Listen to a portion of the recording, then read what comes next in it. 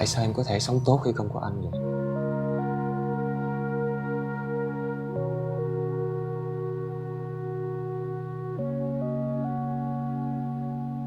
Thôi, em nghỉ sớm đi.